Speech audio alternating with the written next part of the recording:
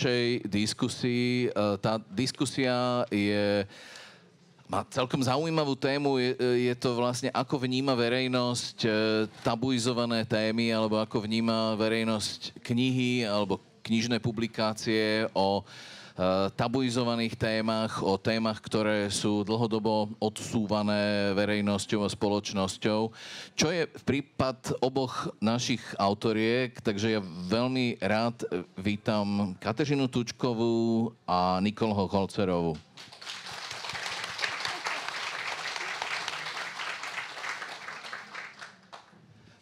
Ešte by som teda rád pripomenul, že ďakujeme za zorganizovanie tohto podujatia Literárnemu informačnému centru, Slovenskému inštitútu a nakladateľství Host. Ja by som teda aj rád povedal, že kniha Nicole Hochholzerovej, jej debutový román vlastne vyšiel v nakladateľství Host. Máme ju tu.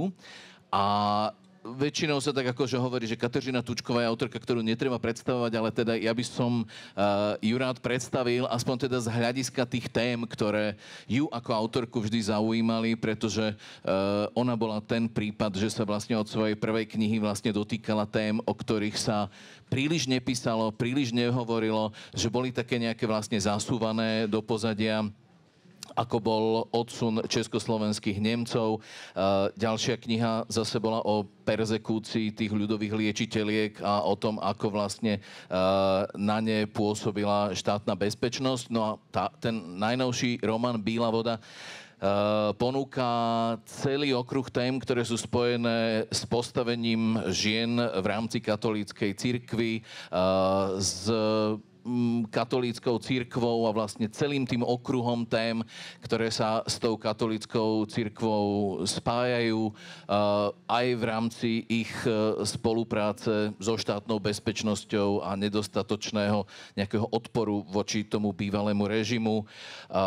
Plus je tam taký ten maskulínny charakter voči ženám ako taký a vlastne akože celý ten okruh tém, ktoré ženy traumatizujú. No a v prípade Nicole Hochholzerovej a tohto jej pomerne útleho románu Táto izba sa nedá zjesť, je to sexuálne zneužívanie na jednej strane, téma vzťahu staršieho 50-ročného muža a 12-ročného dievčaťa, ale zároveň je tam z toho je veľmi cítiť aj téma, ako veľmi je táto téma v spoločnosti vnímaná, ale zároveň nevnímaná, odsúvaná niekam do pozadia, čiže je to vlastne niečo, čo v tej spoločnosti síce všetci vidia a všetci nejakým spôsobom reflektujú a vnímajú, ale len o tom pre Boha nehovoriť, len sa toho vlastne akože nejako nedotknúť, pretože je to naozaj možno také veľké tabu. No a jedna ešte vlastne akože dôležitá vec, ktorá vlastne súvisí s touto Nicolinou knihou. Tá kniha vzbudila veľký ohlas na Slovensku a vzbudila ho najmä potom, ako sa stala vlastne taká jedna mimoliterárna kauza, ktorá tak ako rozčerila vody. A to bolo, že táto kniha vlastne bola zaradená do takzvanej literárnej ceny stredoškolákov alebo literárnej ceny gymnazistov, ktorá sa volá Cena René.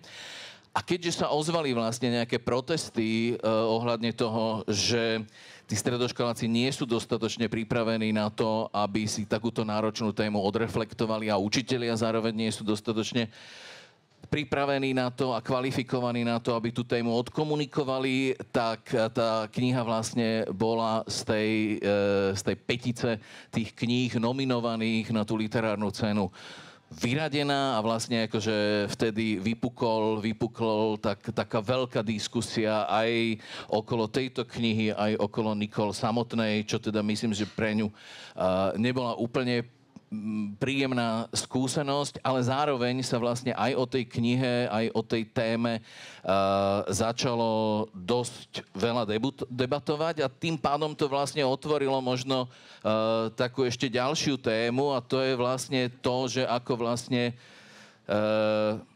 my dospelí vnímame, že ako je niekto vlastne schopný nejaké témy spracovať. Čiže myslím tí stredoškoláci, že či sú vôbec schopní o takej téme debatovať, či to na nich vlastne akože nezanechá nejaký vplyv a tak ďalej. Čiže to by som možno definoval ako ešte nejakú takú ďalšiu tretiu tému toho celého. No a ja by som tú debatu začal možno otázkou na to, že akým spôsobom si vy vlastne vyberáte tieto témy, ktorým sa budete venovať, o ktorých budete písať.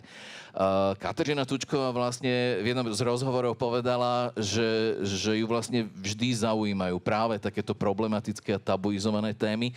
A ak by som ešte mohol tak presnejšie odcitovať, tak zajímají mě střípky, které sme ako spoločnosť zametli niekam na okraj, nebo si je proste nevšímáme. Takže podľa čoho je vlastne ten výber toho, že čomu sa chcem naozaj že prozaicky venovať, lebo viem, že tam na začiatku je veľké štúdium nejakých podkladov a témy, ale potom je tam vlastne aj tá úvaha nad tým, že to je síce zaujímavé, že aj tá téma je možno zaujímavá, ale je v tej téme dostatočne silný príbeh, ktorý sa v nej skrýva na to, aby som sa tomu venovala následujúcich x rokov. Takže podľa čoho tie témy v prípade Kateřiny aj Nikol?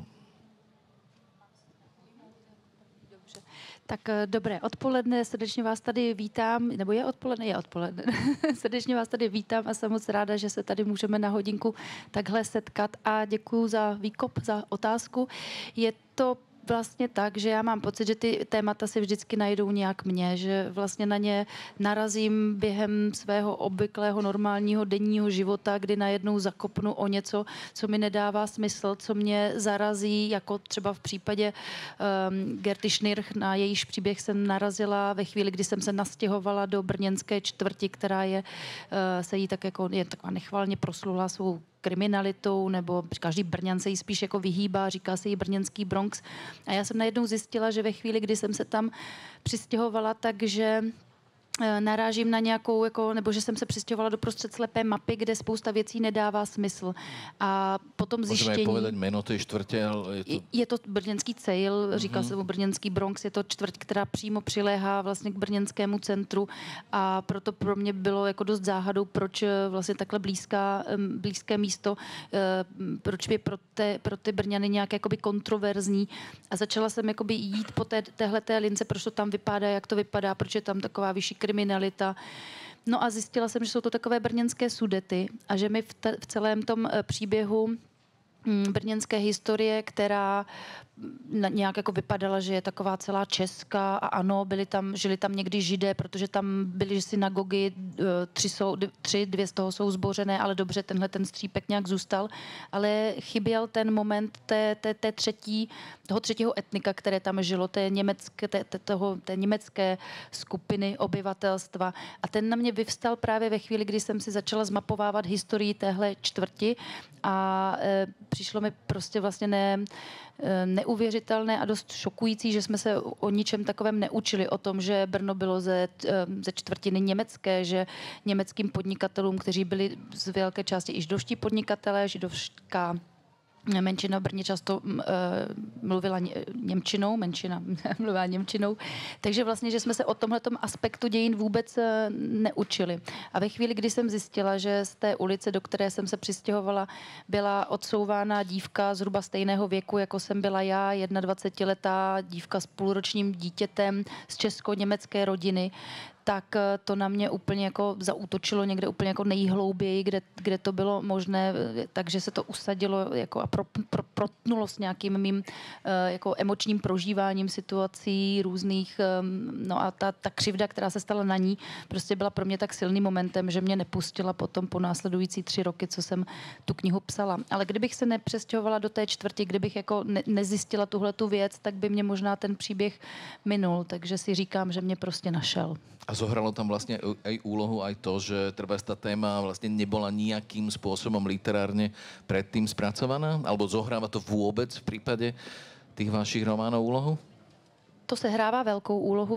předně, že nebyla vůbec nějak jakoby přiznaná během toho středoškolského a vysokoškolského vzdělávání v té době v 90. letech, kdy jsem studovala, už sice probíhaly třeba konference historiků na téma odsunu československých Němců, první momenty nějakých pokusů o smíření, ale vůbec to tedy nepřeskočilo do toho obecného povědomí. Takže byť jsem studovala na dobrém gymnáziu a potom jsem studovala historii umění na Brněnské univerzitě, takže pořád jako jsem byla v podstatě jako blízko tady tomuto tématu, tak se o tom vůbec nemluvilo. Takže nejdřív tedy ten šok z toho, že tady něco chybí prostě v tom obecném vnímání dějin nebo tom širokém povědomí o dějinách a zároveň, že to nebylo literárně vytěženo, že nebudu prostě nosit dříví do lesa opakováním nějakých dalších příběhů, že to je tedy ta volná jako plocha pro mě, tak to bylo strašně důležité, protože kdybych tam necítila místo pro sebe, jako pro člověka anebo autorku,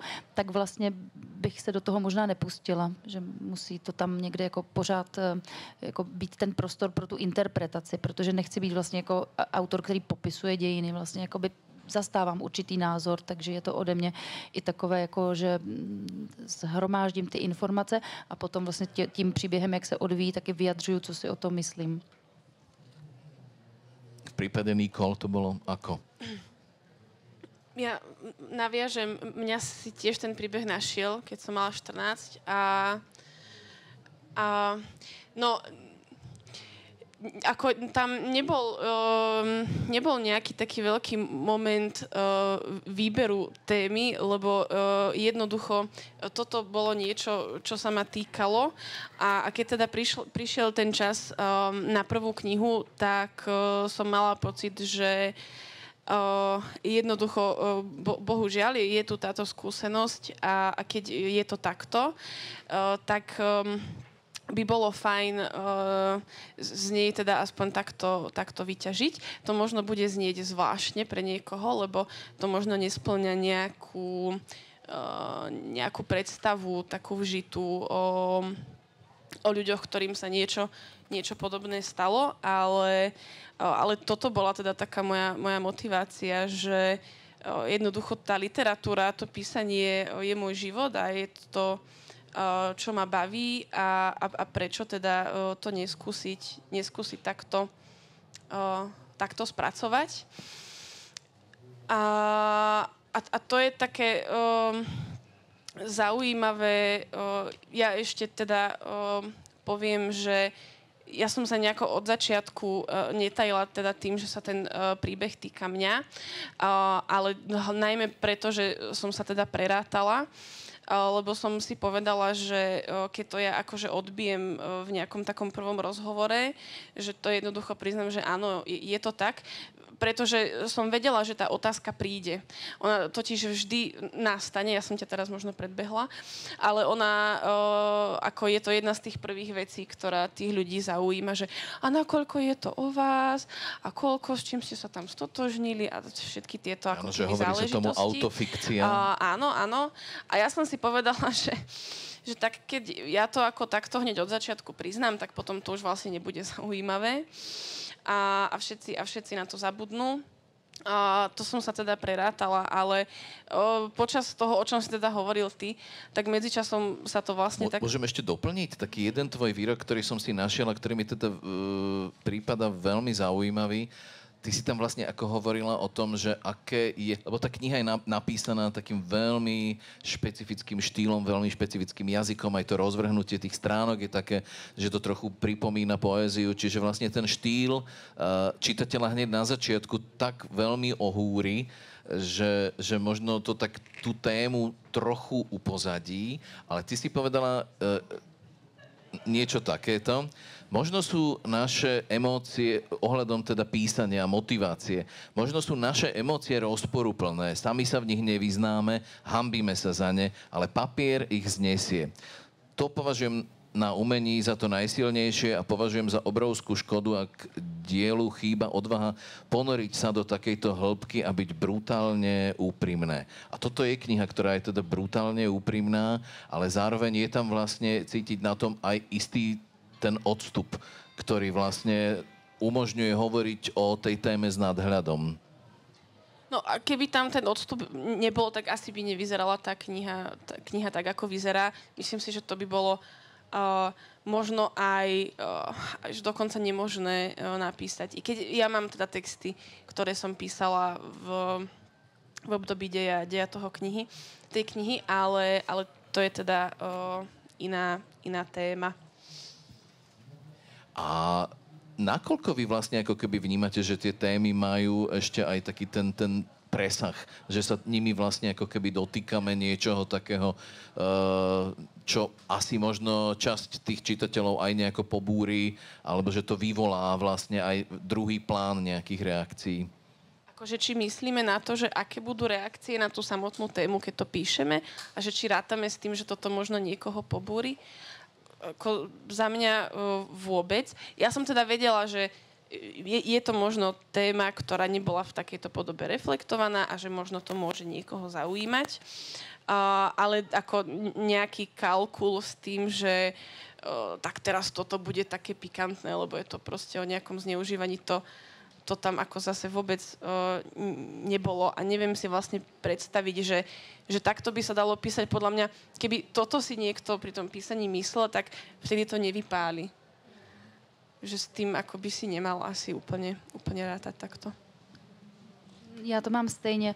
Otázka toho, jak bude vlastně ten příběh, který mě pohltí a zajímá, přijatý, tak ten je za jako horizontem kopce, na ten já vůbec nevidím, na tu reflexi. Mě zajímá ten kopec toho problému, ta masa materiálu, těch zajímavých příběhů, které se můžou promítnout do nějakých epizod. Zajímá mě, jak se k tomu postavím já jako člověk, jak dokážu propsat postavy, aby byly uvěřitelné pro čtenáře, jak to prostě dám dohromady, tak to je jako ta hora, na kterou se snažím vyšplhat.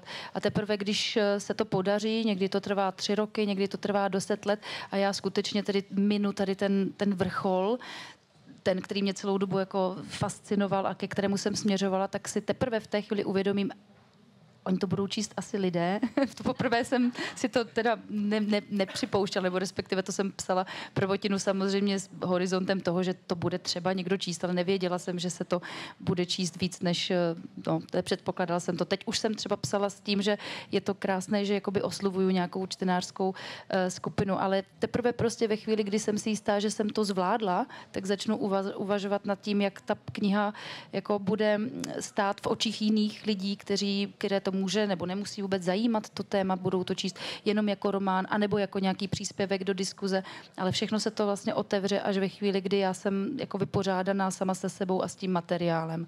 A pak už to nejde vzít zpátky, že? Protože 10letou z práci, i kdyby jsem si říkala, tak teď to bude průšvih, tak stejně bych nevzala zpátky. No. Je to takové jako dítě, které se porodí a teprve pak ho jako vidím a pak už si žije svým životem a to už je druhá kapitola jakoby toho života s tou knihou.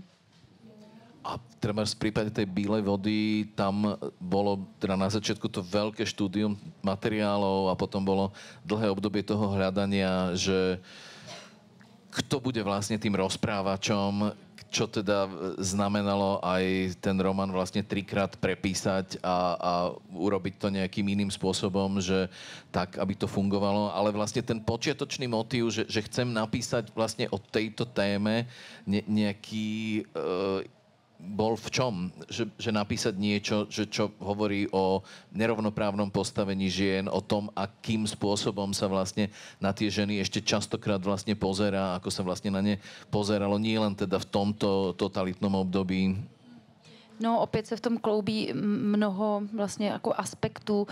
Jednak to, že jsem jako chtěla nějak jako uchopit tu křivdu, která se stala řeholnicím v 50. letech, která z mého hlediska nebyla dostatečně jaksi reflektována.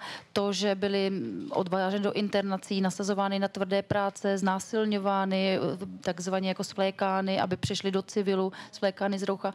A vlastně, že to nemá takovou jako, nehraje v rámci katolické církve tak velkou roli, tak významnou roli, jako třeba utrpení, a to nechci zlehčovat, vyšší hierarchie nebo kněžstva. Jako ty příběhy byly mnohem větším, obecnějším povědomí než vlastně totožné příběhy akorát prožívané ženami.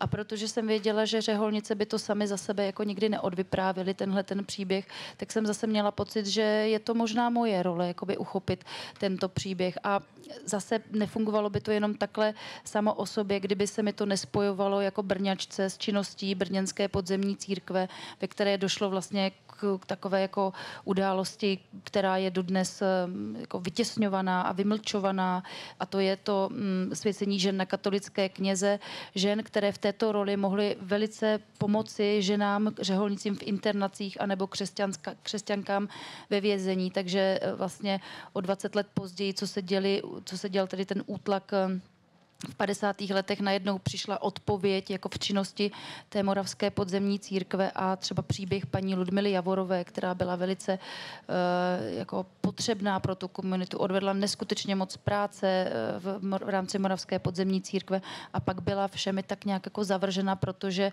tedy Vatikán konečně po revoluci řekl, že tak to teda se přeci nesmí. A všichni víme, že se to nesmí, oni to taky věděli, ale dokud byla její role potřebná, tak vlastně se tak jako mlčelo. No tak mě to vlastně jako oslovuje a štve a zároveň jako jsem během těch 10 let prožívala taky nějaké svoje hledání duchovní a měla jsem pocit, že jaksi jsem bez jakýchkoliv ambicí se na nějakém chodu katolické církve podílet, to vůbec jako pro mě nějak nepřicházelo v úvahu, ale jenom ten pocit, že my ženy tam jsme jako v té druhé rovině až vnímaný, tak mě vlastně doplňoval přesně tady tyhle ty příběhy, na které jsem narážela napříč tím 20. stoletím a zřetězilo se to až do takovéhle knihy a byl to velký boj, jakoby zpracovat tam tady tu svou nějakou emoční jako ten svůj jakoby emocemi zatížený osobní přístup s tou šíří toho materiálu. To se tedy skutečně 2krát nepovedlo, až na potřetí konečně. No, sú to témy, ktoré naozaj, že v tej literatúre nie sú veľmi spracované, myslím teda naozaj, že literárne. Ja som sa niekde čítal, že vlastne možno aj za takou vašou nejakou motiváciou je aj nejaké rodinné prostredie, že záujem o príbehy ľudí, o ktorých sa ako keby, ktorých trápenie nikoho nezaujíma, hej? Že deje sa v tej rodine vlastne akože niečo a je v tej rodine vlastne niekto, teda väčšinou, že maminka, že ktorá to vlastne musí celé nejako zniesť, aby tú rodinu vlastne udržala pohromade.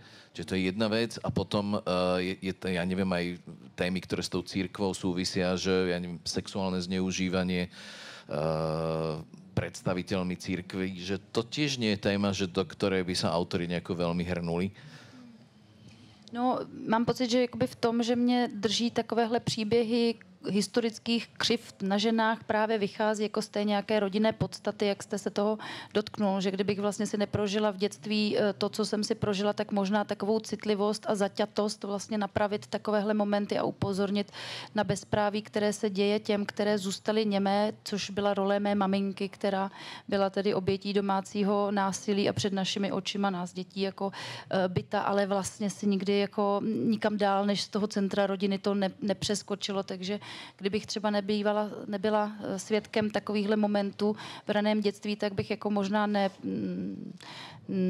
nedocenila nebo nepoznala nebo nepochopila emočně jako celou šíři toho problému a nedržely by mě ty věci tak dlouho, jak se to vždycky je potřeba, aby se držely při psaní toho románu. Takže to mám takový jako pocit, že nenazývám svoje psaní jako terapeutickým, to ne, ale zároveň s touhle zkušeností s nějakým tím jako posttraumatickým růstem se mohla dorůst do toho, že pochopím jako vlastně jednání, někdy mlčení, někdy prostě nejrůznější druhy jednání těch postav, o kterých píšu.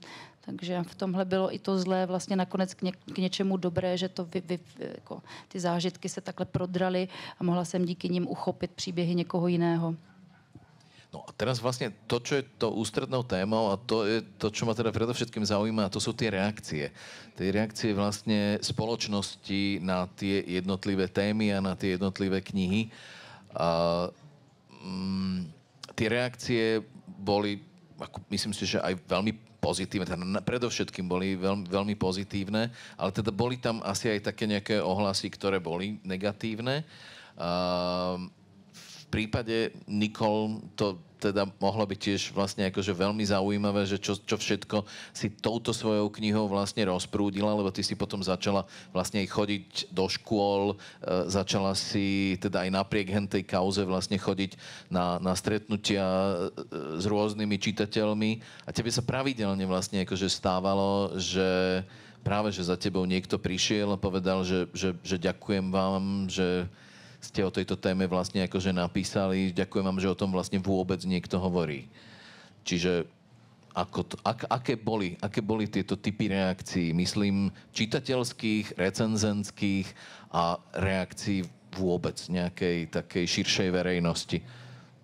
To je veľmi zaujímavé, že toto ťa zaujíma najviac. Ja som si myslela, že tak literatúra samotná ťa bude najviac zaujímať. Žartujem. No, boli rôzne tie reakcie, takýchto bolo veľmi veľa. Dostala som takú napríklad už aj dnes a to som ešte ledva vošla cez bránu.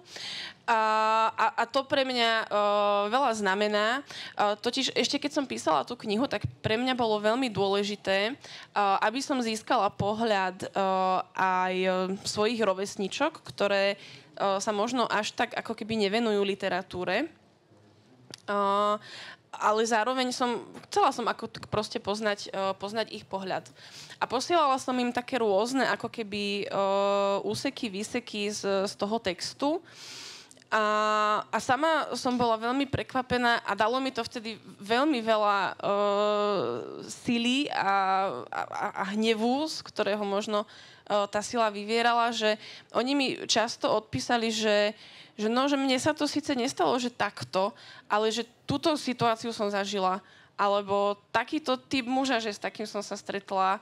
A že vlastne všetky si v tom našli niečo, čo sa ich nejakým spôsobom dotýkalo. Aj keď tam bol iný vekový rozdiel, bolo to z iného obdobia, tá situácia bola iná. A v tom kontexte bola pre mňa mimoriadne dôležitá reakcia jednej pani psychologičky práve vtedy, ja sa už nespomeniem na jej meno, práve vtedy, keď sa riešili, keď bola tak najväčší ako keby boom tej, volajme to kauza, tak ona vlastne napísala taký status o tom, kde ja som mala pocit, že teda išlo ako keby hlboké pochopenie toho, čo som chcela povedať, že aj keby tam tie názvy kapitol, ktoré označujú ten vek a označujú ten vekový rozdiel, že aj keby tam neboli a aj keby teda išlo o vekovo rovnocenné osoby, tak stále ten vzťah by nebol v poriadku. A stále by sa v ňom vlastne diali veci, ktoré sú, je to možno také nadužívané slovo, ale toxické, to volajme. A mňa preto potom veľmi šokovalo, ako veľa ľudí chodilo za mnou a to sa tiež deje doteraz. Ale to sa mi ešte nestalo dnes, tak možno, ak budete chcieť niekto potom. A chodia za mnou a hovoria mi, že oni to čítali, že predsa len to je príbeh lásky. A z toho potom vyvieralo to, že sa im zdalo, že by to mohlo byť nebezpečné pre tých stredoškolákov, že by to teda mohli prečítať ako nejaký príbeh lásky. A ja si tak ako vždy hovorím, keď počujem takúto reakciu, že ale ako to je veľmi smutné, je mi vás ľúto, ale nie je to môj problém. Ak sa vám to, čo sa v tej knihe deje, zdá, že to je príbeh lásky a fakt, aj keby tam nebol ten vek, tak ako... Ja k tomu len dodám vlastne akože jednu vec, že toto sa vlastne akože dialo aj na takej tej rovine recenzentskej. Áno, áno. Hej? Čiže aj boli recenzenti, že ktorí tiež napísali, že je to vlastne kniha... Musím sa priznať, preruším ťa, lebo na to zabudnem potom, že keď si hovoril na začiatku, že či sme rátali s nejakou reakciou, tak jednu vec, ktorú som tak trošku mala, tak som si tak trošku si hovorila, že bude bod, kedy príde prvý mužský recenzent, bola som si istá, že to bude muž, že to nebude žena, ktorý napíše, že to je príbeh lásky. A to budem taká, že aha, mám vás a bude teda okolo toho dačo trošku a že to bude taký highlight všetkého. A prišlo to. Smutné je, že sa to nezastavilo a naozaj mám tie reakcie aj doteraz, aj po celej tej diskusii, ktorá prebehla. A trošku to je možno aj o tom, že čo vlastne vnímame ako tú lásku tak celkovo a možno to nie je vždy úplne v poriadku. Ja aj keď náhodou sa dostanem k takým nejakým akože romantickým filmom, tak sa pozerám na to, že čo je na tomto romantické, že tam sa dejú hrozné veci, takže možno sa to dotýka aj niečoho takéhoto. No, treba povedať, že ty si naozaj, že akože netlačila, nemala si vôbec potrebu nejako moralizovať, nemala si potrebu nejako veľmi tlačiť na pílu. Je možno aj vlastne na tej obálke tohto slovenského vydania tá téma vlastne nie je nejako naznačená. V prípade toho českého už áno. Už môžem? My sa totiž to, aby sa vám nezdalo, že ja som teda nejaká neslušná, my sa poznáme a už sme absolvovali zo pár besied spolu a ja strašne chcem na úplne každú tvoju vetu reagovať a väčšinou je ich veľa, tak to budem si snažíš sa mi zmestiť do nádychu. Áno, budem to takto robiť. A toto sa mi zdá totiž to naozaj veľmi dôležité. Pretože pri tom slovenskom vydaní dlho sa riešilo aj to, že prečo je tam použité slovo vzťah. Ty si ho použil tiež, ja ho používam tiež. Lebo ten vzťah, on môže byť rôzny. To, že mám k niekomu nejaký vzťah, neznamená, že ten vzťah je pozitívny. Nemusí to byť len romantický vzťah, nemusí to byť len ten príbeh lásky. Jednoducho to slovo vzťah pomenúva ako aj vzťah medzi niečím, hej, môže to byť vzťah medzi dvomi javmi, hej. A jednoducho to vychádzalo z toho, že aký ten jazyk je. Ale najmä išlo o to, že keď tá kniha vychádzala na Slovensku, tak existovala šanca, dlho nie, ale existovala, že si niekto vezme tú knihu a nebude úplne vedieť, čo ho čaká. A bude to čítať s tým, ona je vlastne tak aj vystavaná, že ten úvod je ako keby až taký idylický, detský, spomínajú sa tam starí rodičia a potom to vlastne zrazu príde to, o čom to už je. A ja som teda ako tam chcela pracovať práve s týmto, že tak trošku učičíkať to čitateľstvo. Učičíkať, aj teda povedzme otvorene, že ty doslova aj ohúriš toho čitateľa tou literatúrou. Tým spôsobom, akým je to napísané.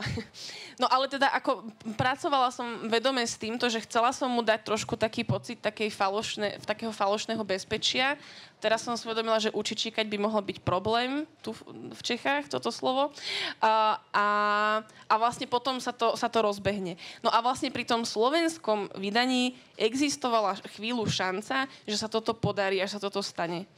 A pri tom českom sa mi to zdalo, že lebo vlastne tá kniha bola reflektovaná v českom prostredí už predtým, ako vyšiel ten český preklad. A zdalo sa mi, že už nejaké takéto zatajovanie, akože už to nemusím nejako s tým veľmi preháňať a môže byť tá anotácia priamočiarejšia. Ale vždy pri každom preklade je to zaujímavé. Napríklad pri poľskom sa mi stala taká vec, že vydavateľ chcel nalepiť takú nálepku na obálku, ako keď máte, že New York Times bestseller, tak on tam chcel také akože tvrdenie, že toto je o sexuálnom zneužívaní. A ja som mu teda napísala, že áno, je to o tom, správne, súhlasím, ale bolo by super, keby to čitateľstvo dostalo šancu na to prísť. A bolo by super, keby sa teda takýto disclaimer dostal na záver, aby sme ich úplne tých ľudí neurážali tým, že im to dáme na obálku. Ale teda zároveň som ako súhlasila s tým, že aby to tam teda v tej podobe na ten záver bolo pre tých, ktorí by si mysleli, že je to príbeh lásky. Aj takto sa to dá riešiť. Takže aj takáto skúsenosť. No a ešte vlastne jedna taká vec, že tam mnohých vlastne zaujíme to, že táto Tereza, tá protagonistka vlastne toho príbehu, ona sa teda vyvíja, ten muž sa teda príliš nevyvíja, ani teda hlavne mentálne. A je tam vlastne situácia, že všetci v tom meste to vedia. Vedia to dokonca jej rodičia, že vlastne niečo sa takéto deje, ale nikomu to ako keby neprekáža. Že vieme to, ale myslím si, že neprekáža asi nie je úplne vhodné slovo, predsa len. Ale keď spomínali sme tu už dneska my tak medzi sebou inscenácie, totiž to na základe tej knihy vznikli divadelné inscenácie, dokonca 3. A jedna z nich vznikla v Mestskom divadle Žilina. A oni vlastne práve k tomu predstaveniu potom robili také sprievodné ako keby diskusie práve už so psychológom, keďže si to chodili teda pozerať stredné školy, študenti stredných škôl. A ja som na tých niektorých diskusiách zároveň bola tiež. A opäť ma veľmi zaujal taký pohľad, keď zaznela taká podobná otázka a teraz ten pán psychológ hovoril o tom, že vlastne v takejto situácii tí rodičia a tí blízki a tí kamaráti, že oni sú vlastne tiež v istom zmysle obeťami celej tej situácie. Že to, čo sa vlastne deje a čo všetko je na tom ako keby ťažké, tak sa vlastne dotýka aj ich, že oni teda môžu mať nejaký pocit zlyhania, nevedia, čo s tým robiť, lebo ako odkiaľ by vedeli, hej, že nie je to nejaká taká situácia, na ktorú sa asi pripravuje a že jednoducho je to ako keby ťažké aj pre nich. A že to nie je tak, že teraz oni by boli nejakými akože nebodaj ako spolu viníkmi toho. Mňa toto veľmi dráždi, lebo tá zodpovednosť z toho dospelého muža sa tak kadetade presúva na kamarátov, na rodičov, na ňu, na kade koho. A potom ešte taká dôležitá vec mi napadá teraz tohto, že keď sme sa už bavili o tej štruktúre tej knihy a o tých reakciách, tak mňa napríklad často zarazila aj taká, že to je super, že ja som taká objektívna, že som dala aj jemu hlas. Lebo kto ste tú knihu nečítali, tak sú tam ako keby sa striedajú tie perspektívy. Ale ako si nikto nevšimol, že kým tá Tereza má svoj hlas, pretože tie jej časti sú písané v prvej osobe, tak tie o ňom nie sú. Tie sú písané v tretej osobe a sú mimoriadne krátke.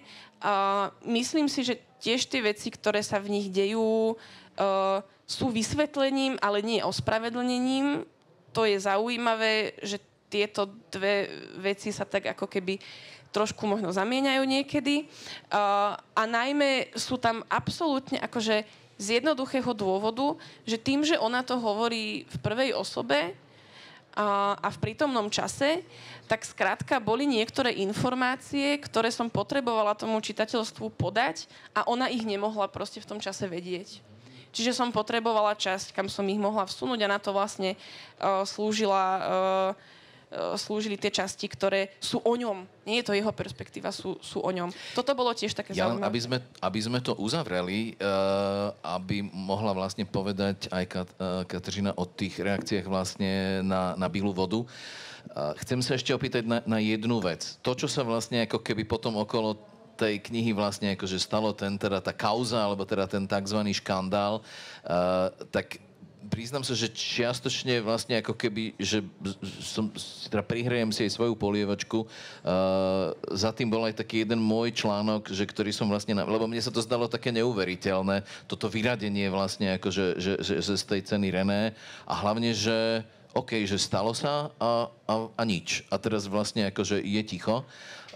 Tak som sa vlastne akože pýtal aj organizátoriek ceny, že vlastne akože, že prečo je to tak. Dostával som rôzne typy odpovedí. Myslím, že aj tebe som vlastne vtedy volal, že v akom je to stave. A tá odpoveď bola taká, že naše školstvo vlastne na to nie je pripravené. A to si potom prečítal Arpad Šoltes, ktorému sa to zdalo, že čo toto je, že akože nie je pripravené a že čo je to za zvláštne nejaké pokrytectvo a vlastne napísal taký veľmi, veľmi nahnevaný článok, ktorý to celé odštartoval a vtedy zrazu aj tá šéfka tej ceny literárnej našej Anna Soft Litera začala za to cítiť taký veľkú mieru zodpovednosti. A zrazu kniha sa okamžite vypredala, tvoj vydavateľ sa nesmierne tešil, ten z toho mal absolútnu radosť, ale ty si to teda myslím, že prežívala, že veľmi ťažko. No, nebolo to príjemné, ale teda môj vydavateľ si mohol odškrtnúť, že mu prvýkrát kvôli slovenskej literatúre volali z bulváru. Takže kadečo sa stalo prvýkrát a poviem len toľko, že to fakt nebolo príjemné, lebo som videla tú takú ceduľku a myslím si, že to netreba nejako ďalej rozpitvávať, tak odovzdávam slovo tu vedľa. Dobre, máme asi že 10 minút do konca ešte. Ja by som ešte aj celkom rád stihol nejaké vaše otázky, ak máte. A rád by som sa ešte spýtal tú typickú záverečnú otázku, na ktorú dostaneme veľmi vágnu odpoveď, že čo chystáte, a je to tak asi správne. Ale skúsme povedať vlastne niečo o tom, že aké trebárs boli reakcie cirkvi na bielu vodu. Že ako vlastne na toto reagovali predstavitelia cirkvi. Alebo nechali to, uznali, že bude lepšie, že zahrať to na mŕtvého chrobáka a príliš sa k tomu nevyjadrovať? No já jsem se obávala nejvíc reakcí těch, kterých se ta kniha týká. Já jsem se vlastně chystala na to, jak jako zareagují třeba řeholnice, protože měla jsem to štěstí, že mě jeden řád i jako pozval k sobě, abych s nimi chvilku mohla žít a načerpat vlastně jako způsob života. Bála jsem se toho, jak vlastně bude reflektovat tuhle věc Moravská podzemní církev, jejich členové jsou pořád aktivní a činí a je to jejich téma, takže to byly dvě reakce, na které jsem se nějak připravovala nejvíc po té, co to vyšlo. A obrovsky se mi ulevilo, že přišli i třeba na křest řeholnice, přicházely maily od členů Moravské podzemní církve a byly jako kladné, že vlastně jsou rádi, že se to téma nějak jakoby přehouplo díky románu jakoby do nějakého širšího povědomí a vůbec nebyly třeba, a toho jsem se obávala, že nebyly zklamaní tím, že tyhle dvě témata jsem spojila v jednom příběhu, protože třeba paní Ludmila Javorová, která inspirovala příběh té sestry Evaristy, nebyla řeholnicí, byla vlastně laickou osobou v civilu, která byla posléze vysvěcena na katolickou kněžku a s řádovým životem neměla nic společného, ale vlastně ta Moravská podzemní církev nabízela teda možnost pomoci tady jako do internací, takže jako nabízelo se to spojit, ale takhle to nebylo, takže mohla tam být nějaká jako chystala jsem se i na možnost jako špatné reakce na to, že jsem prostě historická fakta pospojovala do fiktivního příběhu. Ale to proběhlo velice hladce, dokonce paní Ludmila Javorová mě pak k sobě pozvala, bylo to strašně hezké a vřelé setkání, takže z toho jsem měla radost. No a církev se k tomu nějak nevyjadřovala, to asi myslím, jako neočekávala jsem, že by to jako si teda najednou všichni koupili, přečetli a teď by se k tomu nějak jako vyjádřili. Projevuje se to třeba tím, že na ta literární čtení třeba několikrát přišli kněží. To mě překvapilo, to jsem nečekala. Vedli potom debatu a vlastně jako velice pozitivní, takové v tom duchu, že vlastně ta emancipace žen v katolické církvi jim konvenuje, že si také myslí jako já, že v 21. století není možné vlastně ženy nevpouštět do té vyšší hierarchie, takže to bylo velice otevřené a příjemné setkání vždycky.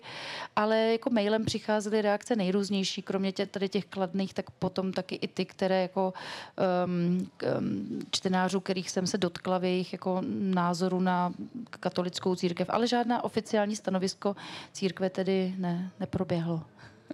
Ale teda bolo za tým možno, že je dobré, že sa tá téma aspoň nejakým spôsobom otvorila a že sa o tej téme vôbec že začalo debatovať?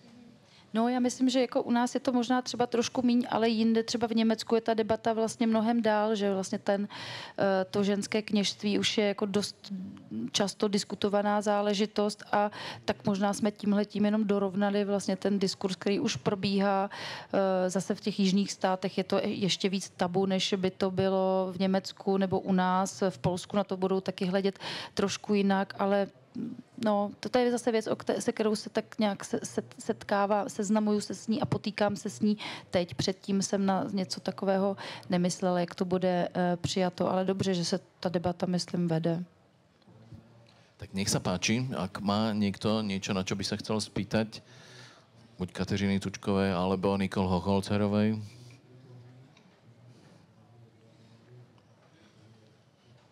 Máte otázku? Tak ak nemáte, tak ja teda položím tú záverečnú. Alebo si to niekto, nech sa páči.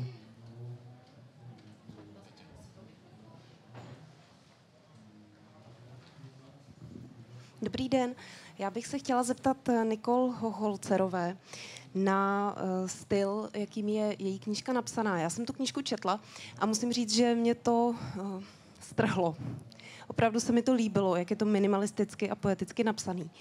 A mě by zajímalo, jestli jste třeba tak trošku šuplíková autorka, jestli jste toho napsala víc a jestli tenhle ten styl, jakým je napsaná ta knížka, je prostě váš styl, jestli vám to takhle jako jde samo, anebo jestli píšete i normálním stylem a tady v téhleté knížce jste se o to snažila udělat to takhle poeticky. Či píšeš aj normálnym štýlom? Či píšeš aj normálne? Ne, jako říkám v pozitivním slova smyslu. Mně se to opravdu líbilo. Super, ale super otázka, lebo ja to zase nepovažujem ako, si myslím, že to fragmentárne písanie, že to nie je niečo, s čím som ja prišla, podľa mňa to je ako niečo pomerne bežné, ale teda čo sa týka mňa, tak ja to mám tak, že mám rada, keď ma ten text tak trošku vedie, že čo by sa mu teda hodilo a on vždy sa to trošku udeje. Že sú jednoducho nápady, témy, ktorým sa hodí toto a potom sú nápady, témy, ktorým sa hodí napríklad hustý text. A je to trošku, to, čo ste povedali, že vás to strhlo, tak to je trošku taký trik. Ja totiž to študujem design a ja som sa veľa zamýšľala nad tou knihou skôr ako keby v tomto rozmere, že veľa sa hovorí o tom, že to pripomína poéziu, ale pre mňa to vôbec nebolo o tom. Pre mňa to bolo o tom, že ako tá kniha funguje ako fyzický objekt. A jedna vec, ktorú som riešila, bola, že keď čítam ja nejakú knihu a teraz tam ten autor alebo autorka budujú to napätie a úplne sprosto to vyšlo tak, že to napätie je na konci tej dvojstrany, tak ja to proste nezvládnem a mne ten pohľad ujde a teraz ako celé to budovanie je niekde v háji, lebo ja som si vlastne prečítala tú pointu, tak som si povedala, že jednoducho, keď to dám o 5 strán ďalej, tak toto sa nestane, vyriešené. A ďalšia taká vec, že tým, že sú tie odseky také, aké sú, tak jednak to, čo je v nich, trošku viacej ako keby vystúpi, že to je ako keby princíp nejakého nechania priestoru okolo prvku, hej, z toho dizajnu. A najmä tým, že na jednej strane je málo textu, tak vy fyzicky musíte viackrát otočiť stranu a potom máte pocit, že to sa strašne rýchlo čítalo. Takže Máš to rafinovane vymyslené jedným slovom, jasné. Už mi ukázali cedulku, že koniec, ale teda ešte chcem položiť tú poslednú otázku, na ktorú tak či tak dostanem asi veľmi stručnú odpoveď. Nikol práve teraz dokončila svoju diplomovú prácu. Mimochodom má tu ešte vlastne aj takúto knižku, ktorú ona vlastne, to sú vlastne jej ilustrácie ku knihe, ktorá získala teraz cenu na tohtoročnom knižnom festivale v Boloni. A otázka teda samozrejme je, alebo nepoviem, že čo chystáte, ale že aká téma vás zaujíma momentálne? Že povedzme skôr niečo o tej téme.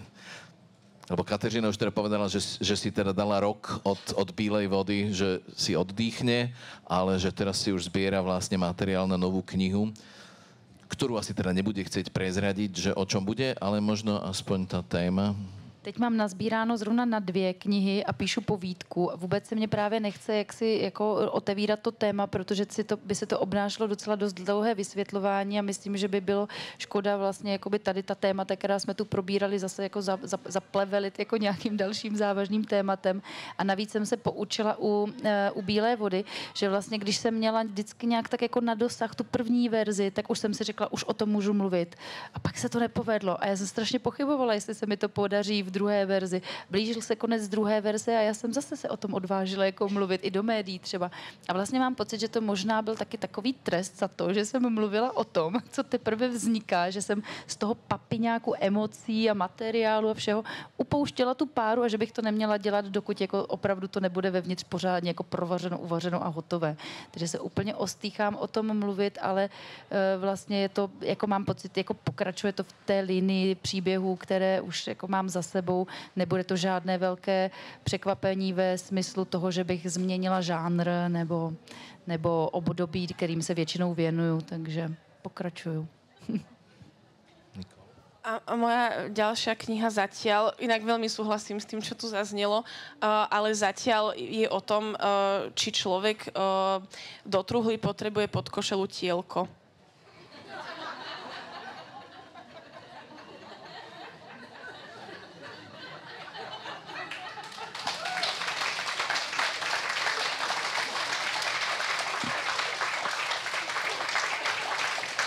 To je hustá tečka, že? Vieš čo, ja si brávam. Tak ďakujem veľmi pekne. Ďakujem Kateřine Tučkovej, ďakujem Nikole Holcerovej. Ďakujem vám, že ste prišli.